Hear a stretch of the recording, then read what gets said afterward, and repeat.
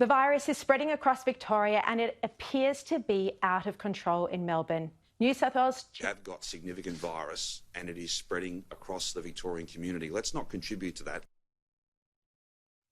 New South Wales Chief Health Officer Kerry Chant says genomic sequencing has confirmed the outbreak in New South Wales is from a Victorian strain of the virus, a strain that's said to be highly virulent.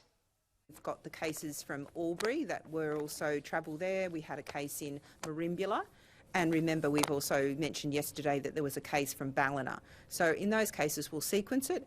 And what we would expect is that if the predominant strain of virus that's circulating in Victoria is this, we might see some little variabilities, like some minor genetic changes. So it indicates that they probably come from the same lineaging, and that's certainly what we've observed, minor differences between the viruses when we looked at the virus from the person from Sutherland, who also came up from Victoria, to the Crossroads strain. She says it's so virulent that people can be exposed to the virus and get symptoms, fall sick just a day afterwards. And it's why today New South Wales Premier Gladys Berejiklian has announced new restrictions once again for weddings, funerals, restaurants and cafes that limit group bookings to 10 people. New South Wales has now even banned mingling, yes, mingling, dancing and singing. Dancing, no singing, no mingling. 150 maximum. And please know that whether it's a cafe, a restaurant, a club, a pub or a wedding, everybody indoors is subjected to the 4 square metre rule. And the Health Minister in New South Wales, Brad Hazzard, has revealed that the Melbourne freight worker who came to New South Wales and is ultimately responsible for the major outbreak the state is suffering had one of the highest virus loads he's ever seen. Now, around the world, we know there have been some incredible and really horrific super spreading incidents reported. There was a wedding in India where more than 100 people came down with COVID-19 out of the 300 guests, and the groom later passed away. In the United States, an infected person at a choir practice ended up getting 52 others sick. And one person in China who was asymptomatic and had returned from the US and was doing the right thing by self-isolating, but she ended up infecting 71 other people just by using a lift in her building. And this is ultimately why crowded environments like a protest pose such a risk to public safety. Those who are proposing an eradication strategy, well, if you get a breach in quarantine, that doesn't matter. It'll just seep out into the community. And it's a reminder of the need to keep on with the social distancing, to keep on with all those other protections, keep your tracing capacity up to scratch, all of these things, because that is your effective defence against a breakout like what we've seen in Victoria.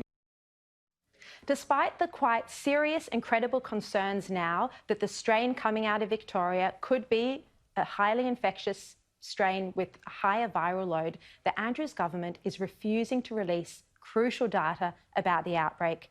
And the Doherty Institute says it's also unable to release the new genomic sequencing, keeping it under wraps until a judicial inquiry into the hotel quarantine debacle, which is up to 2 months away in September. This is unacceptable. The decisions that Daniel Andrews has made, and we know this already, from using cheap private contractors for hotel quarantine to turning people away from testing, as we've revealed on the show this week, all of this is directly responsible for that outbreak, and the outbreak that is now spread across the country is making many people sick, some have died from it, and has now put New South Wales on high alert and leading to new restrictions in this state. So 3 new cases that aren't related to our now quite famous Crossroads cluster of 40. It is quite disturbing. But having said that, it's, I think, a very timely reminder for all of us that this virus that has currently got, I think it's 13 million people across the world and more than 500,000 deaths, it is amongst us. While there has been some clear and obvious mismanagement from the Andrews government, the New South Wales government does appear to have learnt the lessons since the Ruby Princess debacle, and it is now even analysing sewage systems to check there aren't coronavirus hotspots that they don't know about.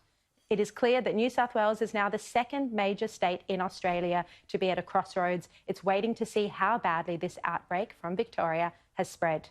The very least the Victorian government can do is release all the data it has on the virus. It's in the public interest and it's essential for understanding the nature of this particular strain and to help get control of new outbreaks.